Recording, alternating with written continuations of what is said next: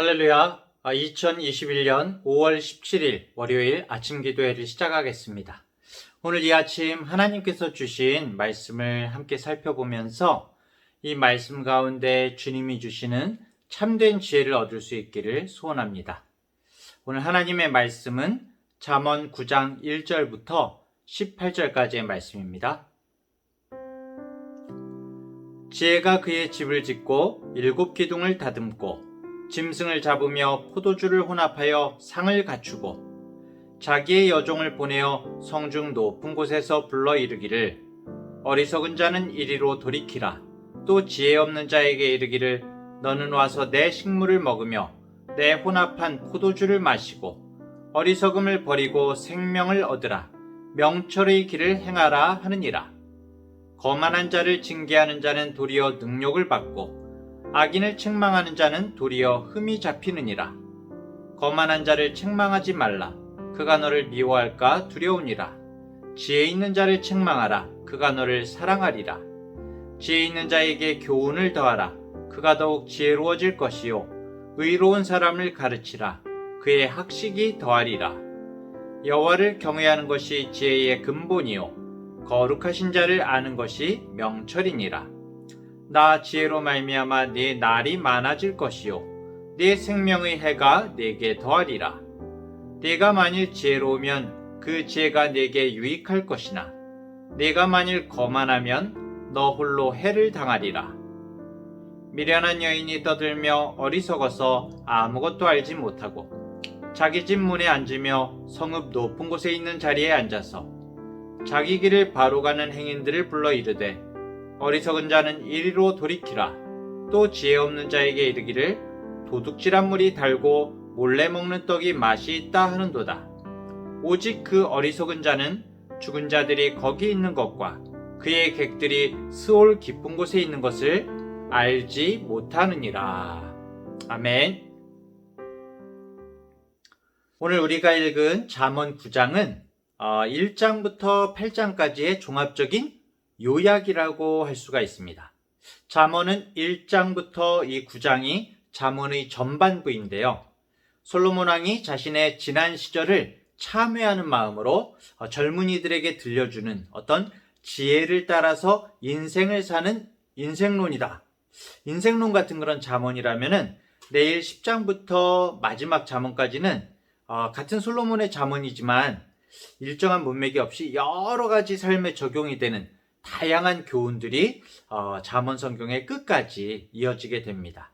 그래서 지금까지 1장부터 9장까지의 내용을 요약한다면 인생에서 반드시 붙잡아야 할 것은 지혜와 명철인데 그것을 얻으면 모든 것을 얻는 것과 같고 그것을 잃으면 모든 것을 잃는 것과 같다라고 말하고 있는 것입니다. 그야말로 지혜가 인생에서 가장 중요하다라고 그렇게 말하고 있는데요. 오늘 이 9장을 살펴보면은 먼저 1절에서 6절까지는 지혜가 사람들을 잔치에 초대하는 모습이 나옵니다. 또 뒤쪽에 보면 13절부터 18절까지는 지혜와 반대되는 미련한 여인이 사람들을 초청하고 있습니다. 지혜와 그 미련한 여인, 이 둘의 그 뚜렷하게 비교되는 모습을 앞절과 뒷절에서 보여주고 있는 거죠. 그리고 오늘 그 9장 중간에 7절부터 12절까지는 지혜와 미련한 여인의 이 두 초청에 응한 결과가 서로 어떻게 다른가를 설명해 주고 있습니다. 이런 구성이 성경에서 종종 나타나는데요.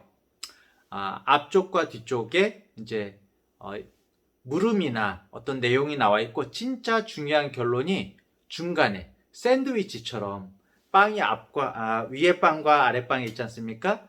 그 빵과 빵 사이에 진짜 중요한 결론이 나와 있습니다. 샌드위치처럼 그렇게 나와 있는데요. 이런 구성이 성경, 특히 구약 성경에 많이 나타나는 그런 모습입니다. 자, 그래서 이 1장부터 8장을 종합하는 이 9장에서도 가장 중심되는 핵심 구절이자 잠언 전체의 중심 사상을 나타내는 구절이라면 바로 10절을 말씀을 들 수가 있습니다. 여호와를 경외하는 것이 지혜의 근본이요 거룩하신 자를 아는 것이 명철이니라. 사실은 이 말씀만 기억해도 정말 너무 모든 것을 사실은 기억하는 것이죠. 여호와 하나님을 경외하는 것. 여기서 경외라는 것은 단순히 두려워하는 것이 아니라 하나님께 순종하고 하나님을 예배하는 것을 말하는 것입니다. 결국 이 잠언에서 지혜는 하나님의 뜻을 따라서 하나님께 순종하면서 살아가는 그 생활 방식을 말하는 것이죠. 결국엔 기록된 말씀이 하라는 것은 하고 하지 말라는 것은 하지 않는, 어떻게 보면은 아주 단순한 삶인 겁니다. 지혜의 삶이라는 것이 하나님께서는 그런 단순한 삶의 방식, 충성하고 순종하고 예배하는 이 삶을 지혜라고 말씀하시는 것입니다. 흔히 우리가 이 지혜와 지식의 차이를 이렇게 다음과 같이 말하는데요. 지식은 어떤 것을 단순히 알고 있는 상태를 말하지만은 어떻습니까? 지혜는 그 알고 있는 것을 우리의 삶에 그대로 행하고 적용하는 것이라고 말할 수가 있습니다. 즉 지혜라는 것은 어떻게 보면 살아있는 지식이죠. 그래서 저 사람은 지식이 있는 사람이야 라는 말하고 저 사람은 참 지혜로운 사람이야 라는 말은 분명히 다른 것입니다. 이런 차이점을 우리의 믿음, 우리의 신앙에 적용해서 생각해 본다면은 지식의 신앙이라는 것은 그냥 단순히 알고 있는 그런 상태의 신앙 단계죠. 사실은 성경의 바리새인들 얼마나 율법을 달달달달 외우고 항상 어떤 일을 하든지 하나님을 언급하면서 살았죠. 하나님의 이름으로 모든 것을 언급하면서 살았습니다. 하지만 이 바리새인들은 예수님께 회칠한 무덤이라는 저주의 말을 들었죠. 또 하나님에 대한 그 신앙이 없는 자유주의 신학자들, 그런 사람들 중에 성경에 대한 지식은 어마어마하게 뛰어난 사람들이 많습니다. 하지만 그들은 그 말씀을 하나님의 말씀으로 삶 속에 받아들이지 않는 거죠. 하지만 지혜의 신앙은 살아있고 생명력이 있고 그 말씀을 정말 하나님의 말씀으로 나의 삶 속에 받아들이는 것입니다. 하나님에 대한 그저 단순한 지식이 아니라 그 지식이 나의 삶에 이어져서 정말 하나님을 의식하고 하나님을 신경 쓰고 하나님과 함께하는 삶인 거죠. 정말 그게 중요한 것 같습니다. 내가 어떤 말을 하거나 내가 어떤 행동을 할 때 정말 내가 하나님을 신경 쓰는가? 이게 참 사실은 너무나 중요한 신앙의 척도인 것 같아요. 살아있는 하나님으로서 내가 하나님을 신경 쓰고 정말 의식하는가? 여러분, 이 세상에서 가장 가까우면서도 가장 먼 거리가 있대요. 뭘까요? 퀴즈입니다. 이것은 머리에서 가슴까지의 거리라고 그래요. 이게 가장 가까우면서도 가장 먼 거리라고 하는데요. 이 머리에서 가슴까지의 거리가 고작 30cm 정도밖에 안 되지만 머리에서 알고 있는 것이 우리의 가슴까지 내려와서 삶을 변화시키는 데에는 아주 오랜 시간이 걸리기도 한다고 합니다. 또 머리에서 가슴만큼 가깝고도 또 먼 거리가 또 하나 있는데 바로 그것은 머리에서 손과 발의 거리라고 합니다. 우리가 아는 것에서 가슴을 거쳐서 손과 발로 내려가기까지 역시 오랜 시간이 걸릴 수가 있는 것이죠. 우리의 발이 가지 말아야 할 곳을 향해서 가지 않고 우리의 손이 하지 말아야 할 것을 하지 않고 대신에 정말 갈 곳을 가고 할 것을 하는 데에 정말 많은 훈련의 시간이 필요한 것이죠. 우리가 단순히 알고 있는 그런 상태에 머무는 지식의 신앙이 아니라 생명력이 있고 삶을 변화시키는 지혜의 신앙으로 나아가야 한다는 것입니다. 오늘 말씀은 지혜와 반대되는 어리석음을 또 경고하고 있는데요. 이 어리석음도 단순히 그냥 지식을 모르는 무지함을 뜻하는 것이 아니라 그 마음속에 하나님을 거부하려는 완악함, 또 불경건함을 말하고 있는 것입니다. 아무리 바리새인처럼 하나님을 언급하고 신앙이 없는 신학자처럼 성경을 원어로 달달달달 읽어도 그가 하나님을 신경 쓰지 않고 의식하지 않고 살아계신 하나님으로 믿지 못한다면 하나님이 보시기에 그 사람은 헛똑똑이라는 것이죠. 그래서 고린도전서 1장 21절은 이렇게 말하고 있습니다. 하나님의 지혜에 있어서는 이 세상이 자기 지혜로 하나님을 알지 못함으로 이렇게 말하고 있습니다. 또 사도 바울은 고린도후서 10장 4절과 5절에서 하나님의 능력은 모든 이론을 무너뜨리며 세상의 모든 이론을 무너뜨리며 하나님 아는 것을 대적하여 높아진 것을 다 무너뜨리고 모든 생각을 사로잡아 그리스도에게 복종하게 하신다라고 고백을 하고 있습니다. 하나님을 경외하는 것에 대해서 말씀드렸고요. 본문 10절 말씀에 명철을 아는 것. 여기서 안다는 것도 단순히 안다는 것이 단순히 어떤 호칭이나 단어나 사실을 아는 것을 의미하는 것이 아니라 어떤 인격적인 경험을 통해서 안다는 의미입니다. 거룩하신 자를 안다는 것은, 하나님을 안다는 것은 나의 모든 삶의 순간마다 경험한 하나님을 안다는 것이죠. 때로는 우리가 어려움을 만나서 계속 기도하는 가운데에도 여전히 침묵하시는 하나님을 경험하기도 하죠. 또 때로는 우리가 간구하지 않았던 것을 응답해 주시는 하나님을 만나기도 합니다. 고통 가운데에도 하나님을 만나기도 하고 또 일이 잘 되는 형통하는 가운데에도 하나님을 만나기도 합니다. 그렇기 때문에 이 신앙이라는 것이 바로 하나님을 만나며 경험하며 알아가는 과정인 것이죠. 이것이 정말 하나님을 안다는 것입니다. 이렇게 하나님의 말씀에 순종하고 하나님을 의식하면서 알아가는 것이 지혜라는 것이죠. 5절과 6절에서는 오늘 이 말씀 5절과 6절에서는 지혜가 주는 유익을 말하고 있는데요. 우리를 초대한 지혜는 우리에게 식물과 포도주를 통하여 생명을 준다고 말하고 있습니다. 여기서 이 식물과 포도주는 지혜이신 성자 예수님께서 베푸시는 성찬을 사실은 의미하고 있는 것입니다. 성찬. 우리가 성찬을 통해서 주님께서 주신 떡과 포도주를 먹죠. 그렇죠? 이것은 주님이 주시는 생명, 즉 영원한 생명을 상징적으로 보여주는 것입니다. 우리가 성찬을 통해서 어떻게 어리석음을 버리고 우리가 생명을 얻을까요? 결국 반복되는 이야기지만 성찬을 통해서 주님을 만나야 하는 것입니다. 성찬을 통해서 나를 위해 죽으시고 부활하신 주님을 기억하고 신경 쓰고 의식하는 사람은 생명을 얻은 사람, 구원받은 사람인 것이죠.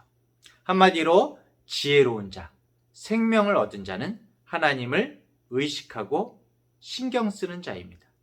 내가 완전하지는 못할지라도, 나의 삶이 완전하지 못할지라도 살아계신 하나님을 의식한다는 것은 내 속에 하나님께서 계시다는 것이죠. 반면에 13절과 17절을 보면요, 미련한 여인은 지혜의 어떤 그 반대되는 세상을 말하는 것인데요. 이 여인은 13절에 어리석어서 아무것도 알지 못한다라고 그렇게 말하고 있습니다. 뭘 알지 못한다는 걸까요? 네, 아까 전에 얘기한 하나님을 인격적으로, 삶으로 알지 못한다는 것이죠. 지식적으로는 알 수도 있지만 하나님을 전혀 의식하지 않고 신경 쓰지 않는다는 것이죠. 어리석은 자의 마음은 세상이 주는 도둑질한 물과 몰래 먹는 떡으로만 그 속이, 생각이 가득 차 있기 때문에 하나님을 신경 쓸 여유도 없고 하나님을 마음에 두지를 않는 것입니다.